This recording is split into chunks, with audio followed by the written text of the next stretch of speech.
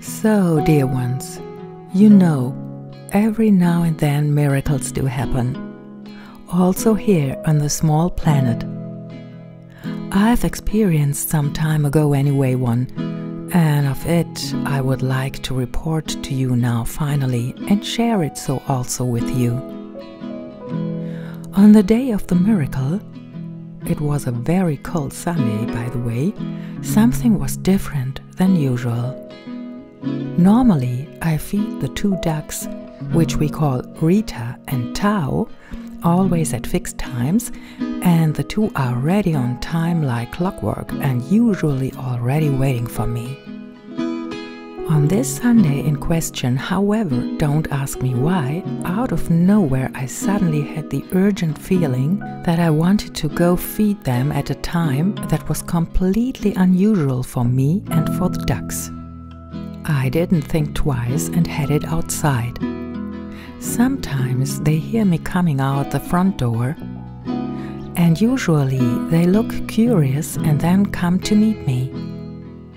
On this day, they also came running in my direction after a short while, but they were very excited and running back and forth.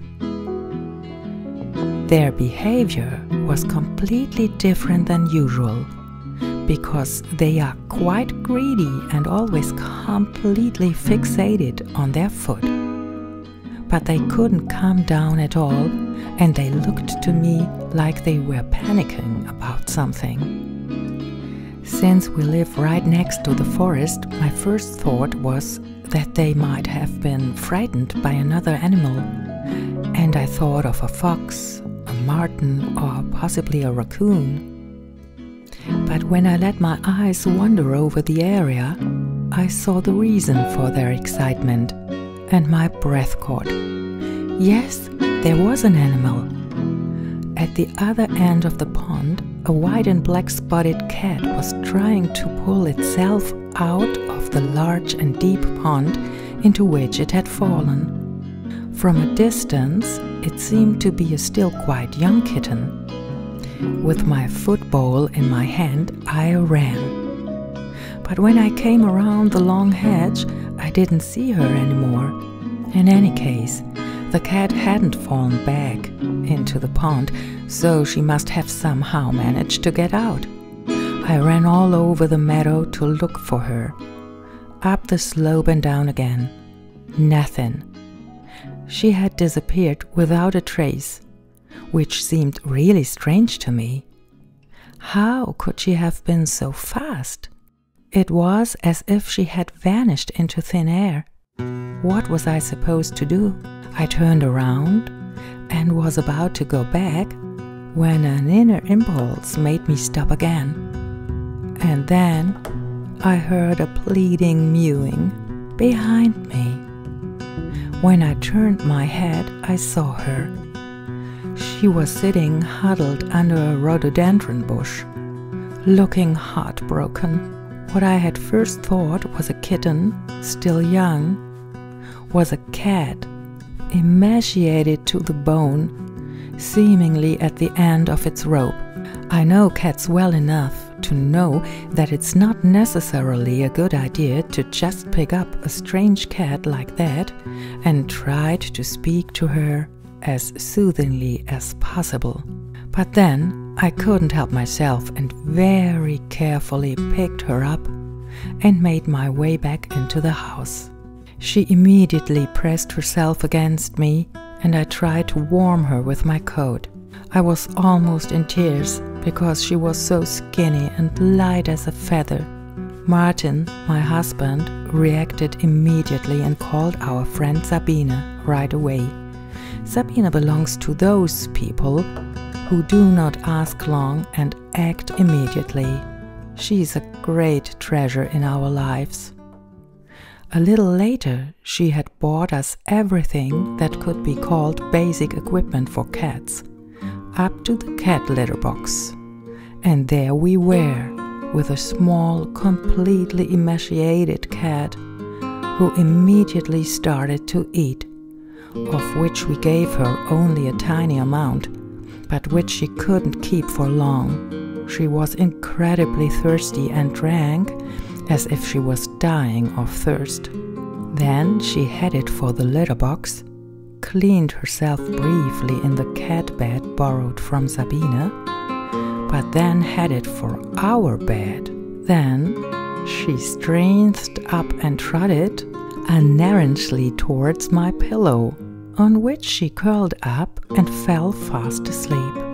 What followed was a sleepless night for Martin and me from Sunday to Monday.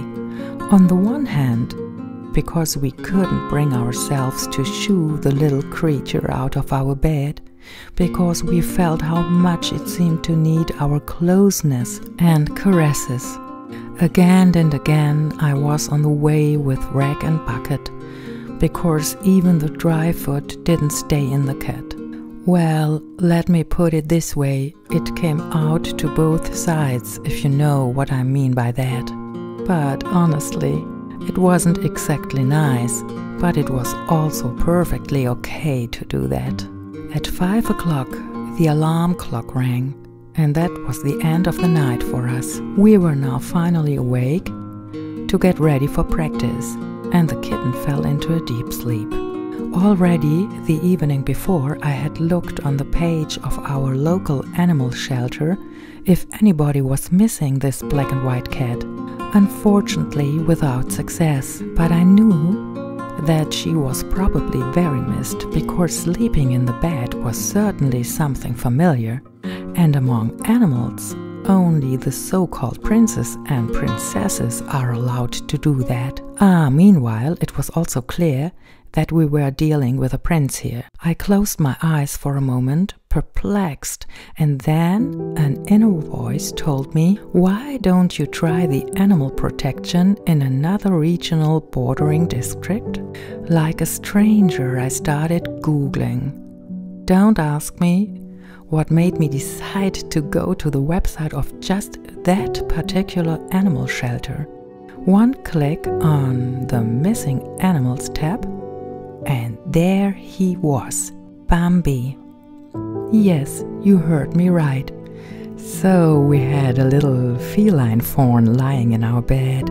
It turned out that the cat had escaped right after a move and probably hadn't found his way home. And now, imagine, Bambi was already 16 years old, suffering from heart disease, and at the time I found him already 2 months on the road.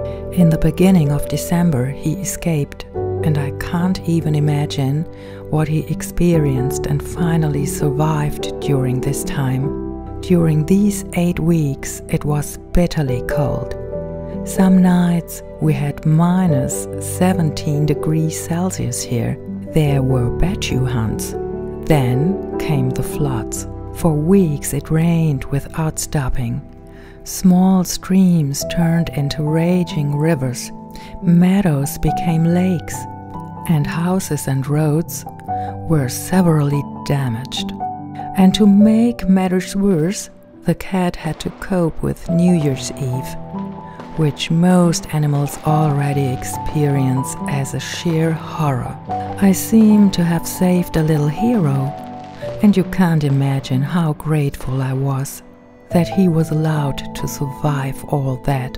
And then he was picked up, and his family was absolutely overwhelmed with joy.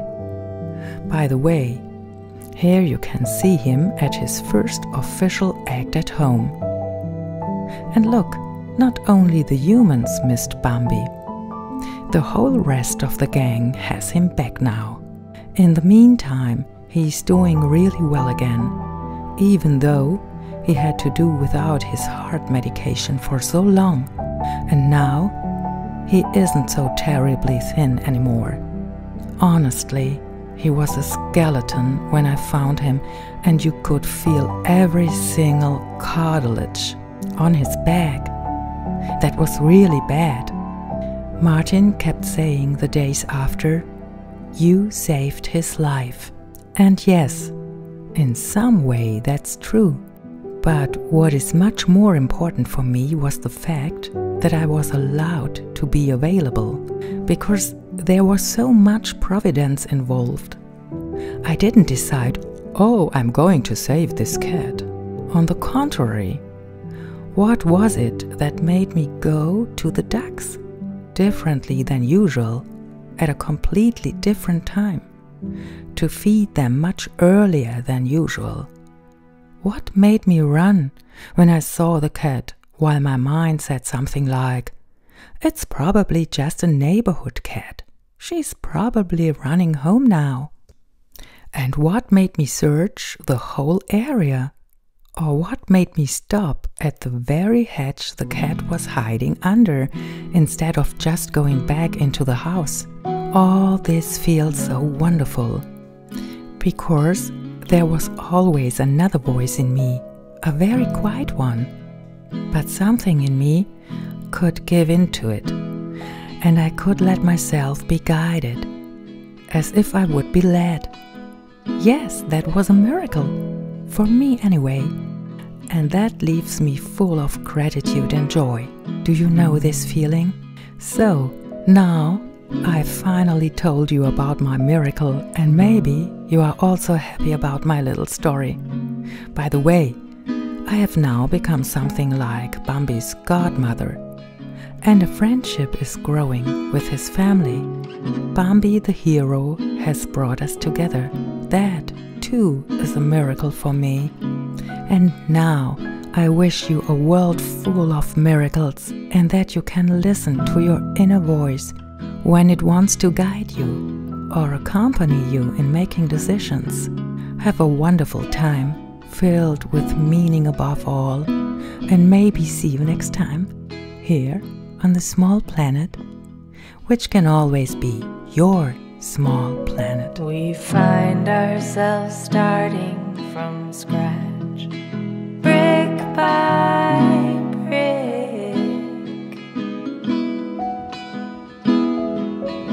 Path carved out for us now. The